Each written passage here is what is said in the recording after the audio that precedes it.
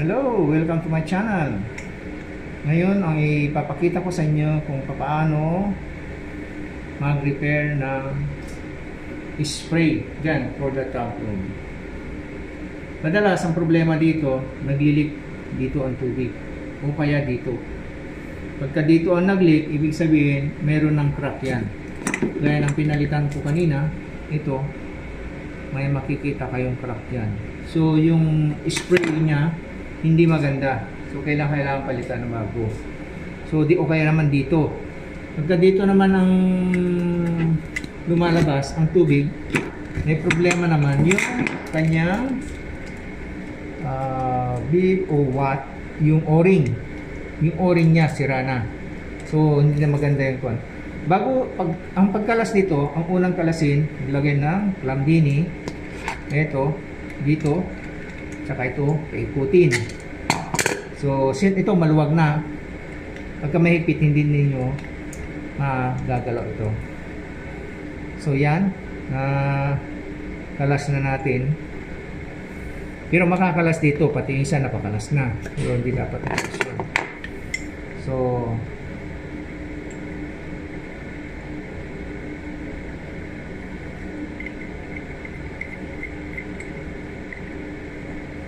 yan. Nakalas, maluwag na. So, ganito ang maiiwan pag natanggal ito.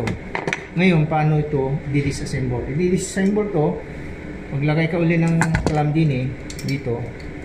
At saka ito, paikutin mo clockwise.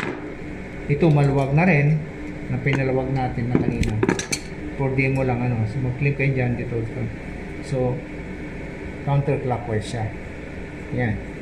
So, titingnan natin kung yung o-ring dito sa loob ay sira na. Ito, hindi naman siya sira. So, ang problema lang malamang dito ay maluwag lang. So, ibabalik natin. Hihigpitan lang natin siya. Okay. So, nahigpitan na natin. Higpitan natin. Dito ang kontra, ito yung higpitan natin. Mag-ingat lang ito na wag lang ito masira. Kasi pag nasira to, maglilik na siya. So, gamitan natin ng ito. Tapos natin. Yan. Yan, Dapat ito manipis lang. Kasi ito medyo makapal. So, subukan natin. Kaya.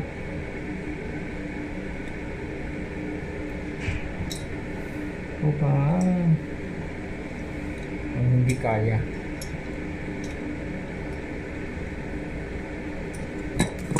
Pitan pa natin ang kamay. Pero mahigpit na sa kamay. Pero mas maganda sana kung mahigpitan natin. So, kailangan ng special tools dito. Yan. Yan, nagpitan na. Huwag naman masyadong masubra kasi pagka sobra, plastic lang ito, maaaring masira. So far, ramdam naman ay mahigpit na. Hindi na siya So, ang last, ito. So, parang pagkalas natin kanina, so papasok lang naman ito.